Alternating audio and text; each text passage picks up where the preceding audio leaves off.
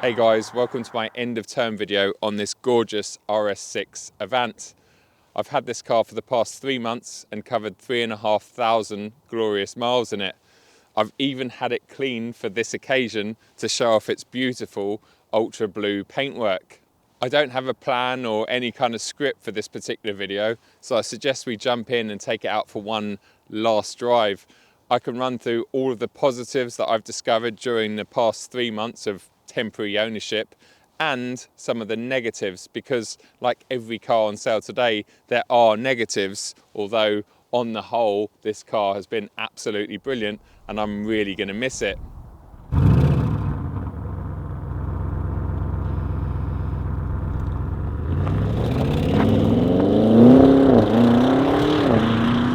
going to start this video talking about the negatives that I've found with this RS6 in the time that I've had it.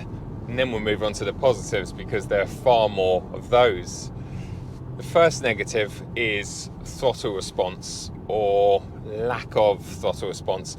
It's something that I've talked about on the channel for the past 4 or 5 years with Audis, especially Audi RS cars, and I just don't get it. The throttle pedal itself just has no feel, and then when you combine that with the actual response when you put your foot down, well, just doesn't seem to respond how you would hope it would, and how you know it can, because cars like the C7 RS6, the predecessor of this one, well, that had a much better throttle response and a much better reaction to you putting your foot on the floor. And I have assumed in the past, and I'm going to continue to assume, that Audi have done that on purpose in order to make their cars appeal better when they're going through the WLTP test. I'm not suggesting that they're cheating with those emissions and those tests, but I'm just suggesting that maybe a soggier throttle will somehow give them a slightly better reading. And whatever the reason is, it's definitely not right, and this car definitely deserves a better feeling throttle pedal.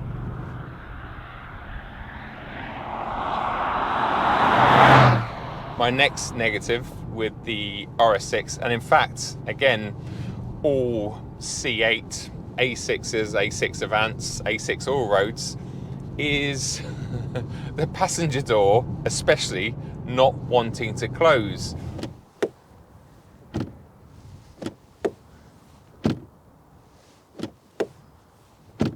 It's so frustrating, and it's something that I've experienced with every single C8 style Audi that I've had on loan, so it's not a one-off. And it's not the fact that Audi don't align the door properly to close or engage with the lock. It's more so to do with the fact that, well, all interiors and cabins, there's a pocket of air in here, and obviously compressing that air is difficult if it has nowhere to go. And I think that they have over-engineered how airtight this cabin is, and they don't allow enough air to go out when you close a door. And the reason I say that is because the second you crack any of these windows or you leave the boot open, well, that door closes without any issues whatsoever. So I think it's a combination of it being too airtight in here, and also maybe the fact that they engineered the C8 to work with soft closed doors, which is an option on some of the models, including the RS6, I believe. I think it comes on the Vorsprung trim. So when you've got the soft close, that's exactly what you want. You want the door to stop before it closes completely on the first catch, and then the soft close mechanism will pull it in. And that's what is happening, except for the fact that this doesn't have soft close. So when you close it, or even slam it sometimes, it just doesn't close, and it is so frustrating for me, the driver, and whoever the passenger might be. I honestly estimate that it's happened 80% of the times that me or my passenger has tried to close that door, and it's extremely frustrating to live with. And I'd be interested to hear from any C8 owners if you can sympathize with me and if you can agree with me, because like I said, it's certainly something that I've experienced on every single loan car.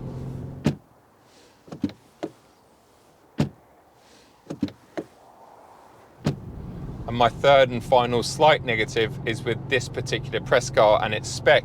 Although I love the colour and I think the majority of the options on it are perfect, it doesn't have a roof. And I really believe that this car needs a roof, and I know that adds a bit of weight, and it adds weight in the wrong place, but with black leather, especially back there, it's just a little bit dark and dingy. And I think if you had kids in the back or regular rear seat passengers, well, they would really benefit from having a pan roof, because it just opens the interior up. And I know that I bang on about that a lot, and if they offered it on the M3 Touring, on my M3 Touring, would I have it?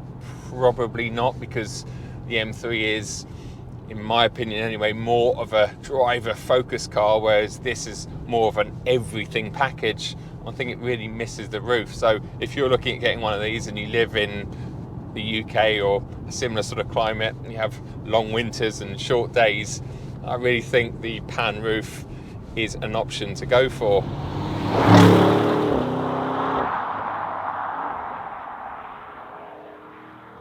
Now let's get on to the positives. The first one being its looks. I think these look absolutely fantastic. Yes, their front end is maybe not as attractive as the previous generation C7, and a lot of that has to do with pedestrian safety, etc. But I think as a package, on the whole, in pretty much any colour, especially this ultra blue when it's clean, they just look fantastic, and they produce so much positive energy. So many people have come up to me in the time that I've had this car in various countries across Europe, France, Austria, the UK obviously, and just complimented how good this car looks. You get loads of thumbs up from random people on the street, because it's just a package. A lot of people, even non-car people, know what an RS6 is, and they can appreciate what it is and what it does. And I just think that its looks are unreal, and they haven't got boring in the 3 months I've had it. Even today, when I came out to drive it away from home this morning, just walking up to it, it just has that specialness about it, which even cars like my M3 Touring, dare I say it, doesn't quite have or doesn't quite match. I really think the looks of this RS6, well, it's one of the best looking cars on sale today. My next plus point is how practical this car is. You would assume that from the outside and how big it is and the shape of it, but in practice it's unreal. Not only does it seat 4 large adults in comfort, or 5 at a squeeze, but the boot is massive with the seats folded up, and absolutely humongous with the seats folded down. In fact, Lou and I are going through the process of moving house at the moment, and until the very last moment when we do hire some vans, we've been using this car to do countless trips to the tip, to the recycling centre, and to our storage units. And the amount of stuff we've managed to squeeze in the back here has been unreal. Stuff that we never ever would have got in the back of, say, my M3 Touring. It just gobbles up everything, and that's kind of one of the reasons that you'd buy an RS6, is for its practicalities, and this car just won't disappoint. It's unreal in that respect. And adding to that, well, the comfort of the interior.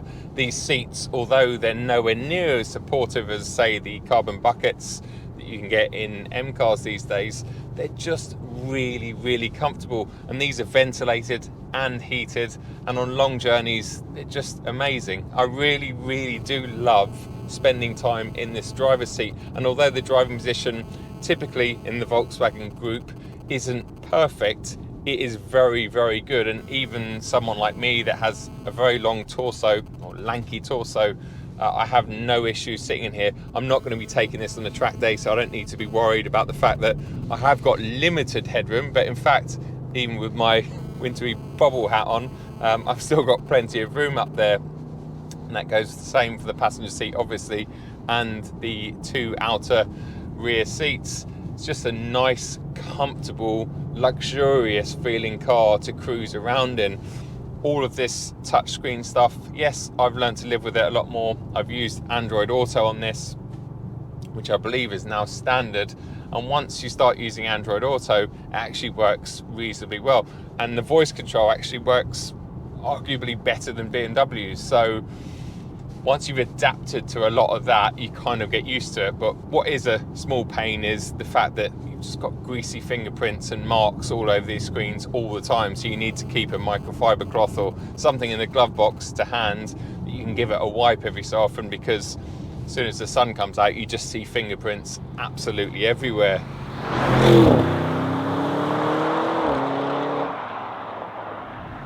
Ride quality, well, this particular piece of road is quite choppy in many cars, not in the RS6. It somehow manages to control its weight when you're pushing on through some tight and twisties, but yet when you get on a long stretch of road like this that's really undulated and quite ripply, it just goes over it as smooth as silk.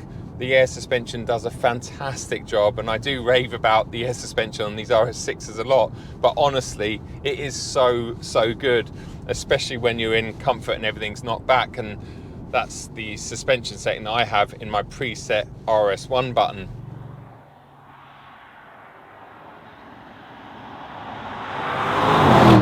Next thing is turning circle. Because of the four-wheel steer, well, I could turn around in this space here.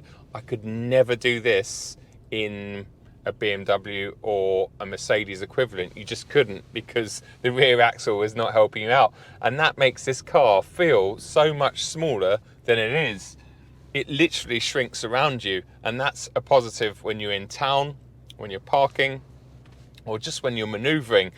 The second you get behind the wheel of this car, even pulling out of a junction like this, it just turns so easily because those rear wheels are turning in an opposite direction to the fronts at slower speeds. So it just makes the wheelbase feel a lot shorter, and it really is a plus point, again, when you live with this car and you use it for everything.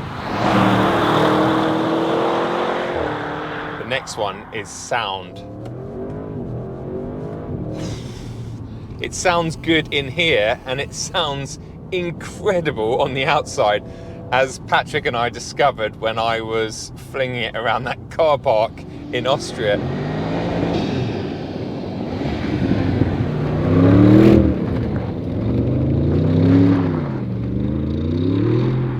You do get some pops and cracks on the overrun, and for a car that's obviously cluttered up with OPF filters and has to pass all of today's modern restrictions, well, it's a battle bus. It really is, and I'm going to miss that sound.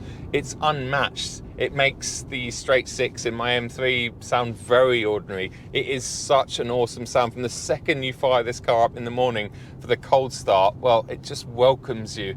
It's amazing, and in my opinion, almost unmatched. And that is a big part of a car's character, and that is what we're going to really miss when EVs take over the world, because you're never going to replicate that. And although a good sound tends to mean a good amount of fuel drinking, guzzling, for me it's worth every single penny.